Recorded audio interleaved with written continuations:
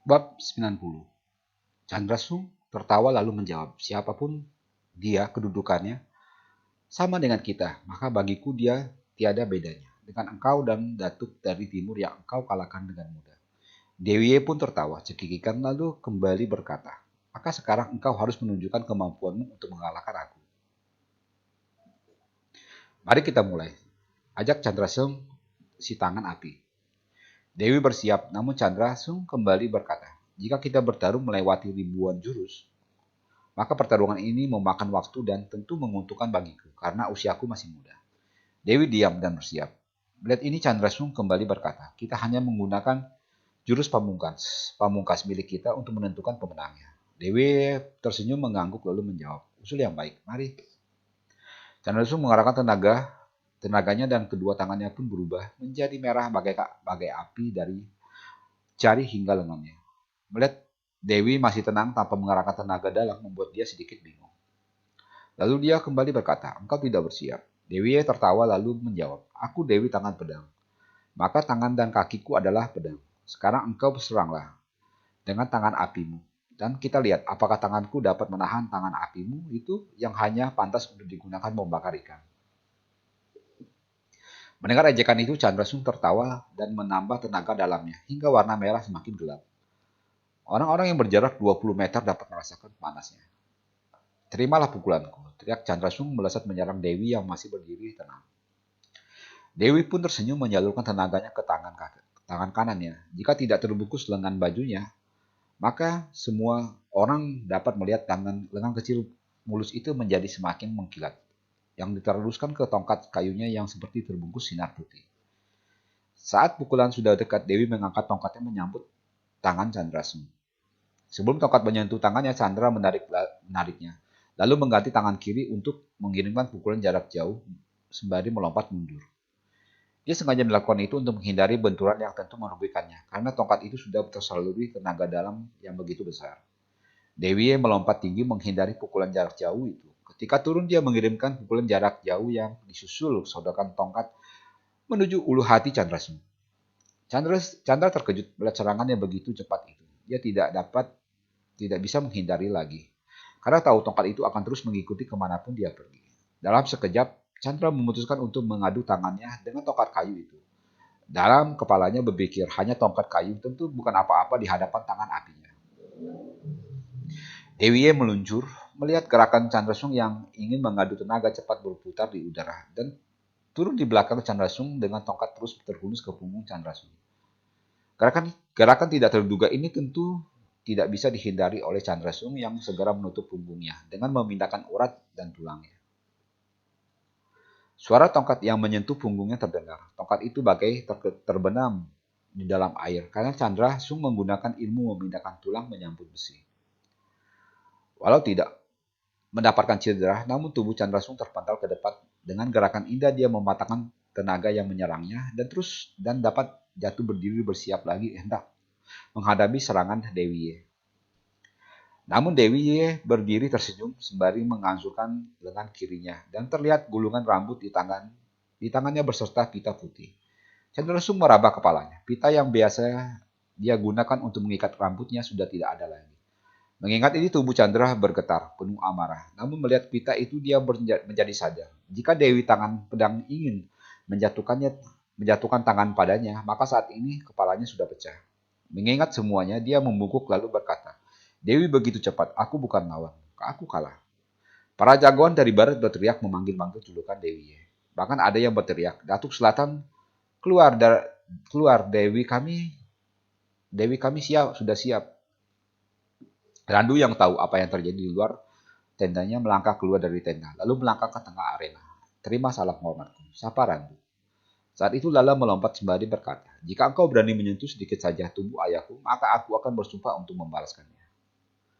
Randu pun tersenyum mengelus kepala Lala sembari berkata, Dewi tangan pedang tidak akan melukai ayah. Sekarang engkau duduklah bersama yang lain.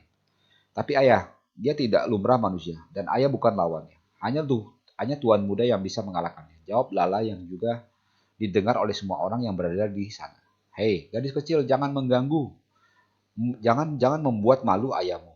Biarkan dia melawan Dewi tangan pedang untuk menentukan siapa yang pantas disebut jagoan nomor satu, teriak para penonton. Saat itu melesat sosok tubuh yang berdiri di antara Randu dan Dewi Ye. Tuan muda, teriak Lala. Dewi Ye memalingkan wajahnya pada sosok yang berdiri di samping Randu yang tak lain adalah Rejang Li suaminya. Paman, engkau mundurlah, perintah Rejang Li. Randu menarik putrinya untuk mundur. Rejang berdiri menatap Dewi Ye sembari tersenyum lalu berbisik. Engkau bisa menyembunyikan dari semua orang, namun tidak padaku. Mendengar itu, Dewi Ye tidak peduli dengan bisikan Rejang. Dia melancarkan serangannya dengan memukul tongkat ke arah kepala Rejang Li. Yang diserang tampak tenang, tidak bergerak. Melihat ini, Dewi menarik kembali serangannya. Di bagian utara, Chandra yang melihat Rejang Li ada di sana cepat memerintahkan orang-orangnya untuk meninggalkan puncak itu. Walau bingung namun semua orang melaksanakan perintahnya. Rejang yang masih berdiri melihat pukulan yang sudah ditarik kembali itu tersenyum, lalu bertanya, sudah berapa lama engkau kembali ke sini? Kenapa tidak kembali ke rumah? Dewi yang masih menyamar sebagai nenek-nenek itu mengatakan tangan kakinya. Kalahkan aku dahulu, teriak Dewi. Kali ini dia menyeram dengan sungguh-sungguh. Rejang tahu istrinya mulai emosi, maka dia bergerak menghindar. Pertarungan mereka menjadi tontonan. Si pedang hiu melelehkan lidah melihat gerakan kedua orang yang bertempur itu. Jika wanita menyerang dengan sungguh-sungguh, sedangkan yang lelaki hanya menghindar seperti mencari kesempatan. Randu yang juga berdiri di antara penonton tersenyum lalu berbisik pada Lala. Tahukah engkau siapa nenek itu? Lala menggelengkan kepala. Melihat ini Randu pun tersenyum mengelus kepala putrinya. Sementara pertarungan Rejang dengan Dewi Ye semakin cepat. Para penonton yang memiliki kekuatan tempur tidak begitu tinggi menjadi berkunang-kunang. Karena gerakan kedua orang itu begitu cepat. Rejang yang terus menghindar itu melihat satu kesempatan. Maka dengan satu gerakan yang indah dia merebut tongkat Dewi Ye. Dengan tongkat itu dia memukul pinggul Dewi Ye sembari berkata, sudah bermain-mainnya, ayo kita pulang. Tentu kata-kata Rejang itu hanya bisa didengar oleh Dewi Ye. Dewi Ye yang kesal penyamaran terbongkar dan sekarang tongkatnya berhasil direbut semakin menjadi-jadi emosinya. Namun dia tidak menghindari pukulan suaminya. Rejang pun memukulnya dengan lembut lalu menangkap tangan istrinya dan membawanya terbang meninggalkan puncak itu. Lala ingin mengejarnya namun ditahan oleh Randu sembari berbisik. Itu nyonyamu, apakah engkau ingin mengganggu mereka? Mendengar bisikan ayahnya, Lala menghentikan langkahnya lalu berbalik dan berkata, Pantas aku mengenal bau wangi tubuhnya. Ternyata dia kakak Dewi. Kemarin aku sudah curiga ketika dia membawaku dalam pondongannya. Dia bergerak dengan cepat menggunakan ilmu mengendarai daun mengejar awan. Tambah Lala sembari tertawa. Randu mengangguk tersenyum, namun wajah Lala berubah menjadi pucat. Melihat ini Randu pun bertanya, ada apakah? Gawat ayah. Kakak Dewi yang mencari Tuan Muda karena ingin menghukumnya. Karena menurutnya Tuan melakukan banyak kejahatan. Jawab Lala. Mendengar itu, Randu tertawa, lalu menjawab, dia dari keluarga Li, tidak ada masalah yang tidak dapat mereka selesaikan. Sekarang, mari kita pulang. Panitia yang mengadakan pertarungan itu pun bingung melihat akhir acara itu. Mereka bingung menentukan siapa jagoan nomor satu. Randu juga melihat ini, lalu berkata, Dewi Tangan Pedang adalah jagoan nomor satu. Namun panitia menggelengkan kepala mereka lalu menjawab, Panglima besar salah. Tadi dia kalah melawan lelaki muda pincang. Maka sepatutnya lelaki itulah yang menjadi jagoan nomor satu. Mendengar itu Randu pun tertawa lalu berkata, terserah kalian. Karena lelaki muda itu tidak akan peduli sebutan nomor satu. Setelah mengatakan itu Randu membawa rombongannya menuruni puncak dan kembali ke Kinzo. Hasil pertarungan di puncak gunung Wutai itu menjadi perbincangan hangat di meja-meja hampir di setiap restoran. Mereka menobatkan Dewi Tangan Api. Tangan Pedang adalah jagoan nomor satu. Karena menurut mereka saat bertanding dengan Rejang Li, Sang Dewi Tangan Pedang tidak bersungguh-sungguh menghadapi pemuda itu yang mungkin cucunya. Sementara itu, Rejang yang memondong istrinya berlari menuruni puncak dan berhenti ketika istrinya meminta turun. Setelah menurunkan istrinya, Rejang duduk sembari terus menatap istrinya yang sekarang masih menggunakan topeng penyamarannya. Siapa istrimu? Siapa yang ingin menjadi istri seorang bajingan sepertimu? Dewi berkata penuh emosi. Mendengar itu Rejang pun terkejut menatap wanita tua di hadapannya. Dia tidak menyangka ada kata-kata yang begitu menyakitkan terlontar dari mulut istrinya. Setelah mengatakan itu, Dewi melompat pergi meninggalkan Rejang yang masih duduk terdiam, berpikir apa yang telah dilakukan hingga orang yang dia cintai bisa melontarkan kata-kata sekasar itu. Dia mengangkat wajahnya, menatap ke arah di mana istrinya tadi pergi. Tampak titik hijau semakin jauh, menjauh meninggalkan dirinya. Dengan malas, dia berdiri dan meninggalkan tempat itu, kembali ke tempatnya di Pulau Putih. Bab 91. Sementara itu, Dewi Ye berlari tak sanggup menahan tangisnya. Di saat dia menatap ke belakang, tidak tampak Rejang mengejarnya. Melihat ini hatinya semakin kesal. Dia terus berlari ke Tenggara, di mana tempat tinggalnya berada. 2 hari dia berlari tanpa henti walau hanya untuk makan. Saat tiba, semua bawahannya menyambut kedatangannya. Selamat pada pimpinan sudah menjadi jagoan nomor 1, teriak mereka. Berita puncak Gunung Wutai sudah tiba lebih dahulu di kediamannya sebelum dia tiba. Setelah duduk dan minum, Dewi Ye bertanya, apakah ada kejadian lain di sini selain selama aku pergi? Semua bawahannya menggelengkan kepala. Melihat itu, Dewi Ye tersenyum sinis, lalu berkata, di puncak Wutai, aku berjumpa dengan lelaki bajingan itu, namun kekuatannya tidak dibawaku. Semua bawahannya mengangkat wajah mendengar kata-kata Dewi Ye. Mereka diam, ingin mendengar kata-kata selanjutnya. Aku harus berlatih lagi. Setelah cukup baru kita mencarinya. Dewi Ye berkata sembari berdiri memasuki kamarnya. Semua bawahannya mengangguk, tidak berani mengganggu Dewi Ye. Sementara di Kinzhou, setelah berjalan 2 hari lebih, Randu tiba di kediaman mereka. Saat ini dia melapor semua kepada Tania, yang mendengar dengan seksama. Mengapa dia tidak pulang bersama kalian? Tanya Rianti ketika mendengar yang menjadi Dewi Tangan Pedang, penguasa daerah barat, adalah putrinya. Lala pun maju, lalu menjawab, Bibi, tuan muda yang membawa dia pergi. Aku yakin mereka akan kembali ke sini cepat atau lambat. Mendengar jawaban itu, Rianti mengerti, lalu dia diam, memendam rasa rindu pada putrinya itu. Tania menggelengkan kepalanya, lalu berkata, jika mereka kembali ke sini tentu tidak dalam waktu dekat. Raja Wali miliknya sudah meninggalkan kediaman kita, kembali ke Pulau Putih. Semua diam, mendengar kata-kata Tania. Randu pamit dan membawa putrinya kembali ke rumah.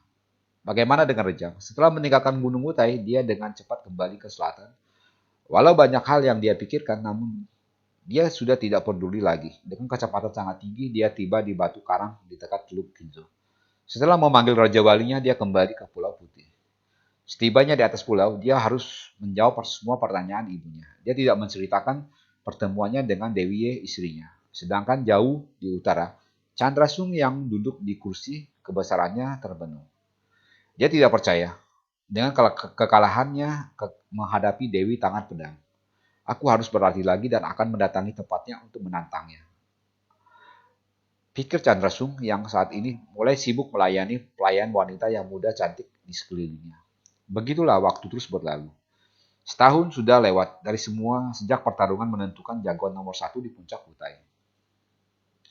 Saat ini Dewi Ye duduk sendiri dan mulai bosan dengan keadaan di tempat tinggalnya.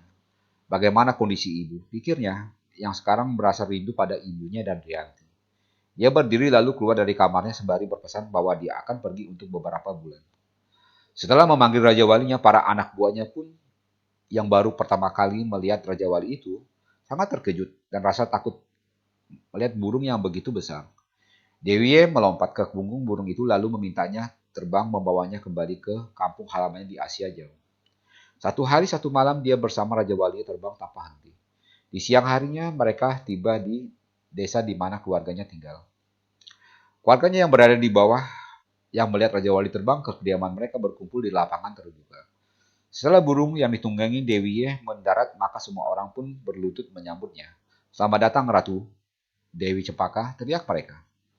Dewi Ye yang sudah turun dari Raja Walinya langsung menuju kedua orang tuanya, mengangkat mereka berdua sembari berkata, kalian semua bangkitlah.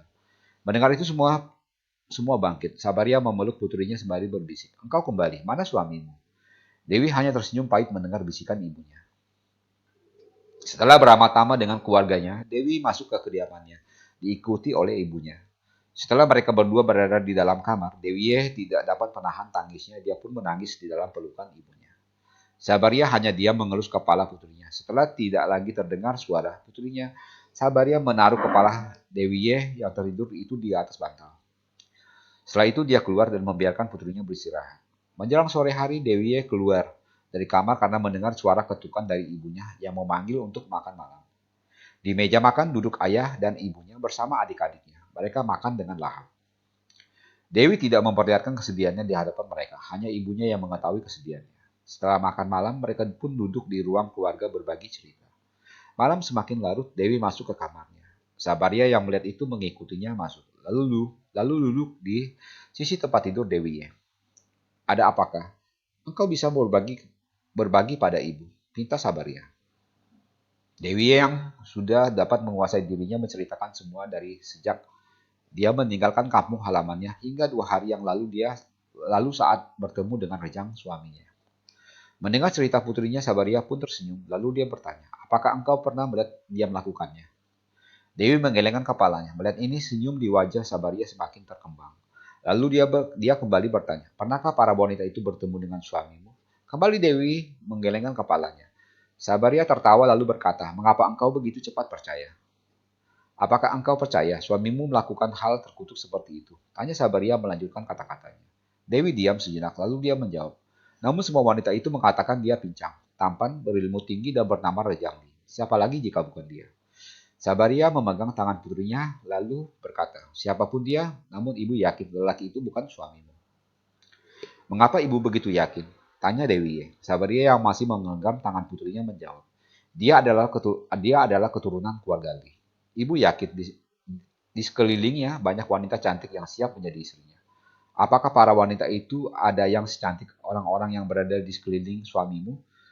Atau bahkan lebih cantik daripada dirimu? Dewi terdiam. Kata-kata ibunya tidak berbeda dengan kata-kata Lala. Apa yang mesti aku lakukan? Aku sudah menyakiti dirinya. Tanya Dewi. Mendengar itu, Sabaria berdiri. Lalu dia berkata, besok pagi engkau pulanglah. Minta pendapat Ibu Riantimu. Jika pendapatnya sama, maka engkau harus mencarinya. Dan meminta maaf. Setelah mengatakan itu, Sabaria meninggalkan putrinya yang masih duduk termenung di tempat tidur. Sementara itu di tengah laut, di sebuah pulau yang terlihat putih, jika melihatnya dari udara. Rejang berdiri menatap jauh ke lautan, sedangkan di sisinya duduk Liong Ho yang tidak mengenai baju, yang duduk bersila menghimpun hawa murni. Rejang mengurut beberapa tubuh di tubuh keponakannya, hingga Liong Ho dapat merasakan hawa yang masuk menjadi lancar. Mereka berdua berada di salah satu puncak batu karang, hingga mentari muncul di ufuk timur. Sudahi latihanmu, besok engkau bisa melanjutkannya, perintah Rejang. Liong Ho membuka matanya tersenyum menatap pamannya yang tampan. Terima kasih paman, jawab Liong Ho lalu bangkit meninggalkan puncak itu. Rejang pun mengikutinya, turun menuju rumah mereka. Di rumah Cecilia sudah menyiapkan sarapan untuk mereka. Setelah sarapan, Franklin mengajak cucunya untuk memetik sayuran di belakang tempat tinggal mereka. Di meja itu, hanya ada Cecilia Chu bersama dengan putranya.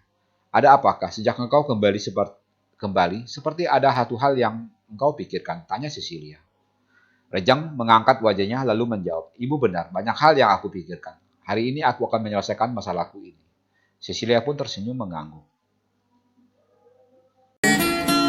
Jangan lupa ya, subscribe dan komennya.